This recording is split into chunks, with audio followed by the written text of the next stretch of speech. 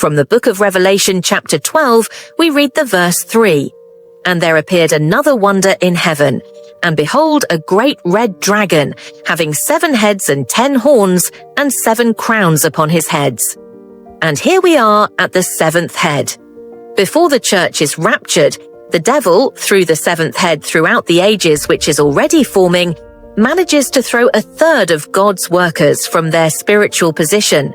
And now it is before the woman who is about to give birth to the warrior man, and her child is caught up to the throne of God. Now, as the man-child born of the woman, that is, the church, and is caught up to the throne of God, war breaks out in heaven, as we see verses 7 to 9. And the devil is cast down to earth because he no longer has any legal right to be in heaven. And in verse 12 we see that they are rejoicing in heaven. Verse 12, "Therefore rejoice, you heavens, and you that dwell in them." And he continues, "Woe to the inhabitants of the earth and of the sea, for the devil is come down unto you, having great wrath, because he knoweth that he hath but a short time." And now we stand before the throne of God. Where are all the saints of God, from the Old and New Testament until this hour? And the slain Lamb is preparing to open the seals. Here are Abraham, Moses, Elijah, all the apostles, all the saints until this hour, who pleased God with their faith and achieved the promises, as well as the mother of Jesus Christ. But none of all the saints of God was found worthy to open and to read the book, neither to look thereon.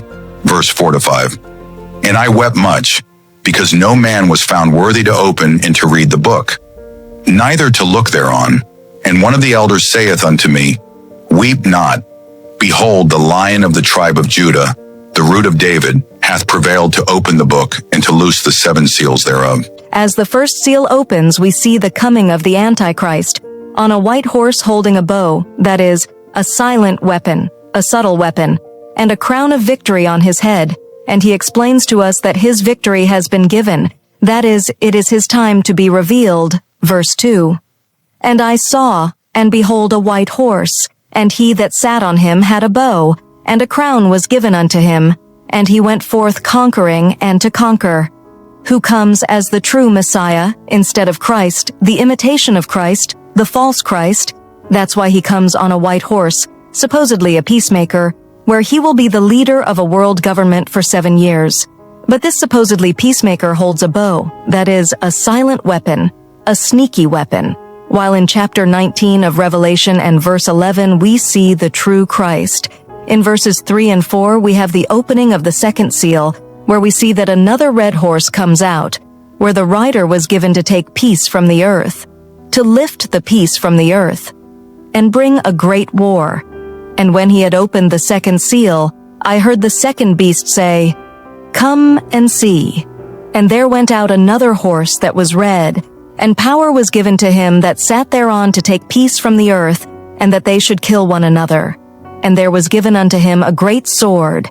And here again we see that. It was given to him. As the 3rd seal opens, we see the rider on a black horse with a pair of scales in his hand. Here we see a world famine that will be a natural result and of the devastating war. And we read in verses 5 to 6, And when he had opened the 3rd seal, I heard the 3rd beast say, Come and see. And I beheld, and lo, a black horse, and he that sat on him had a pair of balances in his hand. And I heard a voice in the midst of the 4 beasts say, A measure of wheat for a penny, and 3 measures of barley for a penny. And see thou hurt not the oil and the wine.